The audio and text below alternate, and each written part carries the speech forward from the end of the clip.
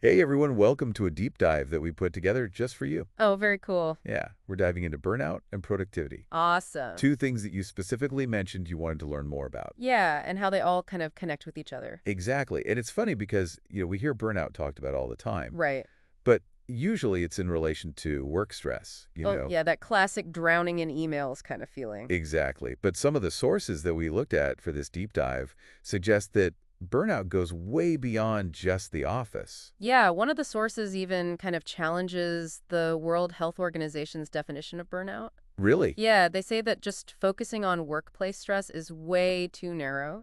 Hmm. It's less about what you do for work and more about this always-on culture that we live in. That makes sense when you think about it. Right. Especially, with technology kind of blurring those lines between work life and personal life Exactly. It's like you're expected to be available 24/7. all the time and All the productive. time. So it's no wonder people are feeling burned out. It's leading to a pretty scary situation, actually. Oh, really?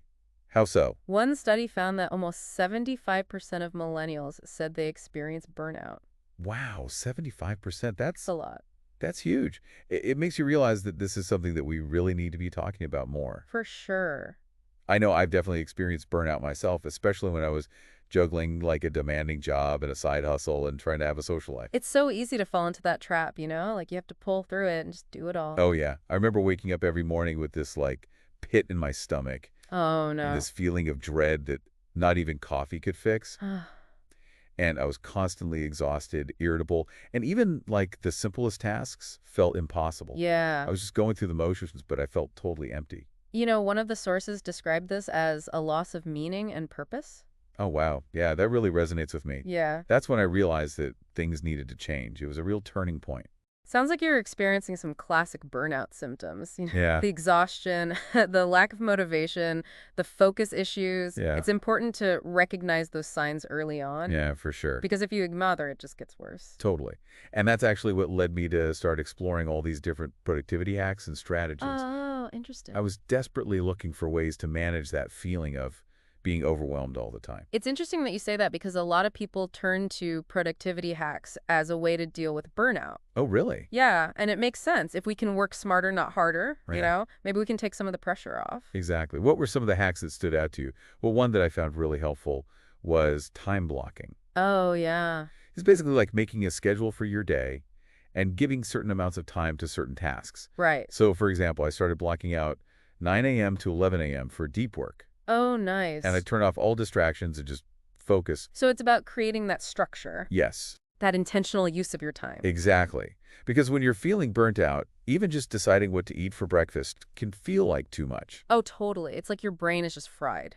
Yes. You It's know? like having a million tabs open and your browser just freezes. Exactly. So time blocking helps take some of those decisions off the table Totally. and frees up mental energy for the actual tasks. Right. Did you find that helpful? Oh, yeah. I mean, that kind of pre-planning can really be a game changer for a lot of people. Yeah. It helps reduce that feeling of chaos and being overwhelmed, Right. which is a big part of burnout. Definitely.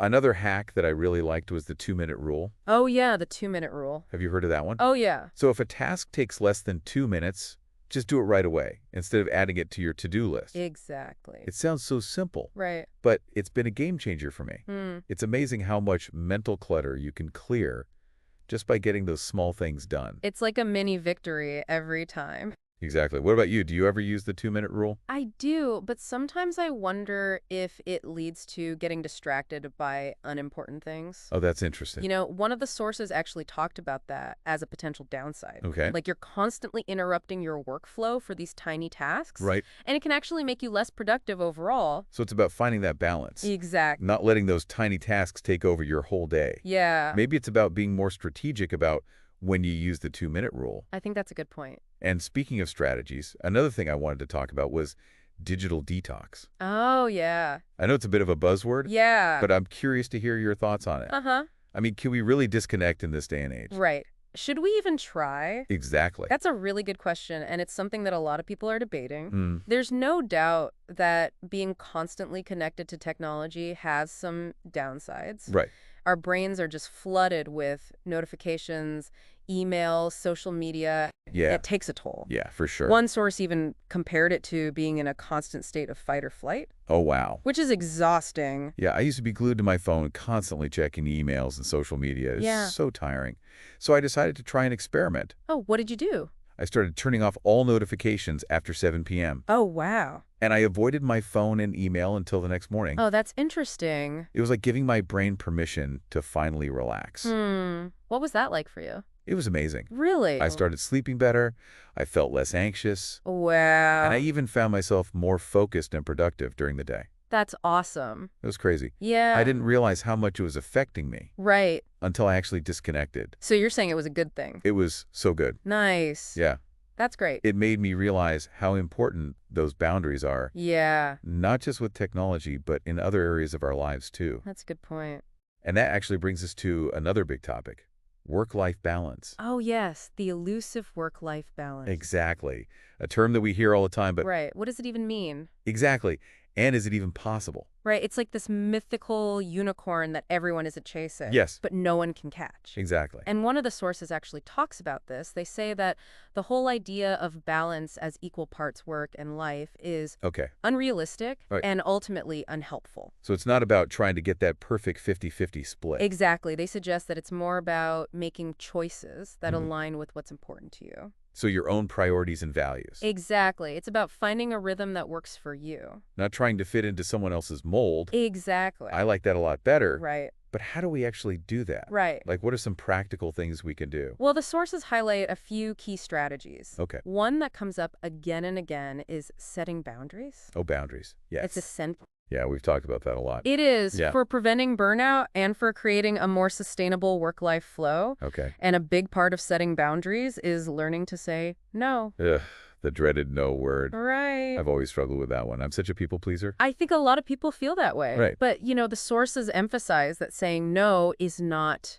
selfish. Okay. It's about self-preservation. Right. Protecting your time and energy. Makes sense. One source even suggested reframing it Oh, have as it. saying yes to something else. Oh. So when you say no to that extra project, Right. you're actually saying yes to spending time with your family. Or taking a break. Or taking a break. Exactly. It's not about depriving yourself. It's Yeah. about choosing where you want to spend your energy. I love that reframe. It's empowering, right? It is. Right. And another key strategy is scheduling downtime. Scheduling downtime. It sounds counterintuitive, but Yeah. actually putting time on your calendar Yeah. for relaxation and fun, For leisure. yeah, it can make a big difference. It can. It's like making an appointment with yourself Exactly. for fun. One source called it treating your leisure time as seriously as you treat your work commitments. Oh, I like that. Think about it. You wouldn't skip an important meeting, would you? No, So why would you treat your personal time any differently? that's so true. Yeah. It's about giving yourself permission to prioritize those things that bring you joy. And recharge you. And it doesn't have to be something big, No, not at like all. a vacation or Anything small. It could be just like a 30-minute walk of the park or Exactly. taking a bath and reading a book. Whatever makes you feel good. Exactly. And speaking of recharging the sources, also really emphasize self-care. Self-care. Not Yes. just as a nice to have, Right. but as an essential part of preventing burnout. For sure. It's easy to let self-care slide when you're feeling stressed and overwhelmed. Oh, yeah. But one of the sources made a really interesting point. What was that? They said that neglecting self-care is like driving your car with an empty gas tank. Oh, wow. You might be able to coast for a while, Right. but eventually you're going to run out of gas. You're going to break down. Exactly. What do you think about that? I think that's a great analogy. Yeah. Self-care is about refueling your tank. Yes. So you have the energy to deal with life's challenges. And it doesn't have to be complicated. No, it can be simple. Right. One source even suggested making a list of 5-minute self-care activities Oh, that's a great idea. that you can easily fit into your day, Like what kind of things? like listening to your favorite song, Okay. or going outside for some fresh air, Nice. or having a cup of tea. Nice. Love it. All Just right. little things. Little moments of recharging. Exactly. I'm curious, do you have any 5-minute self-care rituals? I do, actually. I find that taking a few minutes to meditate in the morning really helps me Oh, that's great. to center myself. I've been trying to get into meditation myself. It's amazing what a few minutes of quiet can do. It's like hitting the reset button Yeah, it's on the mind. and the more you practice these little rituals, the more natural they become. Right. They start to feel less like a chore, And more like something you enjoy. more like a gift. Exactly. And isn't that what it's all about? I think so. Making choices that prioritize our well-being. Yeah, and creating a life that feels good. Inside and out. It Exactly. makes you realize, like, how important those boundaries are. Right, Not just with technology, but in other areas of our lives, too. for sure. Which brings us to, like, another big topic, work-life balance. Oh, yes, the ever so elusive work-life balance. Right. Everyone talks about it. Yeah, but what does it even mean? Exactly. And is it even achievable? You know? Right. It often feels like this, like, mythical unicorn that everyone's chasing, I love that analogy. but no one can actually catch. And one of the sources actually addresses this. Hey, really? Yeah, they say that this idea of balance, as in like equal parts work and life, is unrealistic Mm. and kind of unhelpful in a way. So it's not about striving for that perfect 50-50 split. Exactly. They suggest that it's more about making intentional choices Okay. that are in line with your priorities. So your own priorities and values. Exactly. Got it. It's about finding a rhythm that works for you, Okay. not trying to fit into some like predefined mold. Yeah, that makes a lot more sense. Right. But how do we actually do that? Right, that's the question. Like, what are some practical steps we can take? Well, the sources actually highlight a few strategies. Okay. One that comes up a lot is setting boundaries. Oh, boundaries again. Boundaries are important. They are. They're essential for preventing burnout Yeah. and for creating a more sustainable work-life flow, Right. And a big part of setting boundaries is learning to say no. Oh, yes, the dreaded no word. I know. I've always struggled with that. I'm such a people pleaser. A lot of us are. It's so hard to say no. It is, but the sources really emphasize that it's not selfish. It's about self-preservation. It's about protecting your time and your energy. Right. Because those are limited. Exactly. You can't do everything. And one source even suggested, like, reframing it. Reframing saying no. Yeah. Yeah. Like, instead of thinking of it as saying no, Okay. think of it as saying yes to something else. Oh, that's interesting. So when you say no to that extra project, Right. you're actually saying yes to spending time with your family. Or taking a break or something. Or taking a break. Exactly. It's not about depriving yourself. Right. It's about choosing how you want to spend your time and energy. It's about being intentional. Exactly. I like that reframe a lot. It's empowering. It is. It takes away that guilt. It does. Yeah. And another key strategy is scheduling downtime. Scheduling downtime. Yeah, it sounds counterintuitive, but It does. actually blocking out time on your calendar Okay. for relaxation and leisure activities. So like making an appointment with yourself for fun. Exactly. One source even called it treating your leisure time as seriously as you treat your work commitments. I like that. Think about it. You wouldn't just skip an important meeting. Right. So why would you treat your personal time any differently? That's a really good point. Yeah. We should be giving ourselves permission to prioritize those things that bring us joy. And recharge us. Exactly. It doesn't have to be a big thing like a vacation or anything. It can be small. It can be just scheduling 30 minutes to go for a walk in the park. Or taking a bath or reading. Exactly. Whatever feels good. Whatever makes you feel good. And speaking of recharging, the sources also really emphasized self-care. Self-care, yes. Not just as a nice to have, Right. but as an essential component of preventing burnout. Absolutely.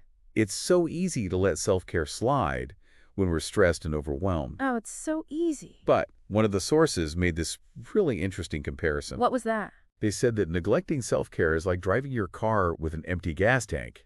Oh, wow. You might be able to keep going for a little while, You can coast for a bit. but eventually you're going to run out of gas. You're going to break down. Yeah. What do you think about that?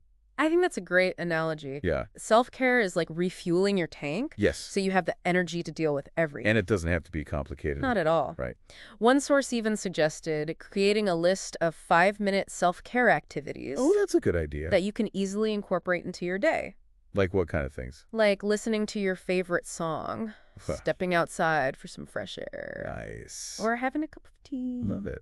Just small things. Little moments of recharging. Exactly. Those can add up. They do. Yeah, I'm curious, do you have any 5-minute self-care rituals that you like?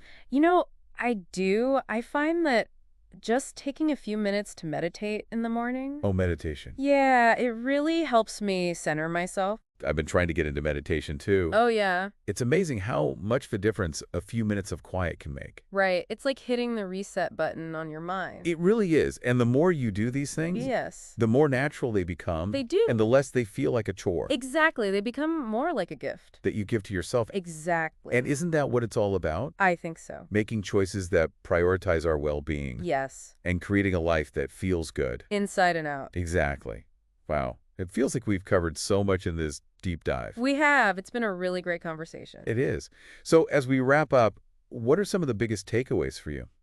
For me, one of the biggest things is that burnout isn't a personal failing. Right. It's not a weakness. It's actually a societal issue. Yeah, And recognizing that can be really empowering. I agree.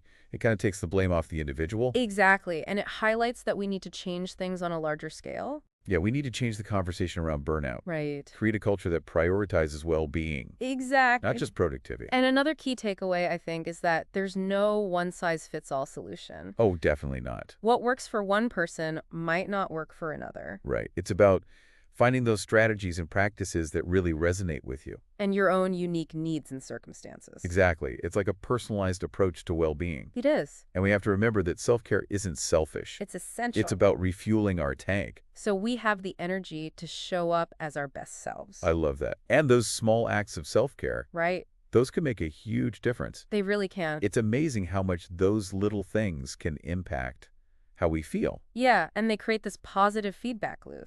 Oh, interesting. It leads to greater well-being, Okay. increased productivity, Yeah, and a more fulfilling life overall. I like that. It feels like we've been putting together a puzzle throughout this whole conversation, I like that analogy. exploring different sides of burnout and productivity Right. and seeing how they all fit together. And everyone gets to create their own unique puzzle, Oh, I like that. finding the pieces that fit together to create a life they love. Beautiful. So as we wrap up, is there anything else you want to add? I would love to leave our listeners with a little challenge. Oh, okay, I like Something to think about it. Yeah. as they continue on their journey towards a happier, healthier life. Okay, I'm listening. Imagine that you could design your ideal self-care day. Hmm. A day where you only do things that bring you joy, Okay, that recharge your batteries and nourish your soul. I love this. What would that day look like? Yeah. What would you do? Where would you go? Who would you spend time with? That's such a great exercise. It is. It's about giving yourself permission to dream, Yes. to imagine a life that truly feels good. And sometimes just imagining it could be so powerful. It can be. It can spark motivation and inspire action. Yeah, it reminds you of what's really important. Exactly. So I encourage everyone listening to take some time to dream about that perfect self-care day. Yes, let your imagination run wild. Exactly. And if you feel inspired, share it with us in the comments. We'd love to hear what recharging looks like for you. And thank you so much for joining us for this deep dive into burnout and productivity. Yes, thank you for being here. It's been a pleasure. It has. We hope you found it insightful and helpful. We did our best. We did. Until next time, take care and keep diving deep.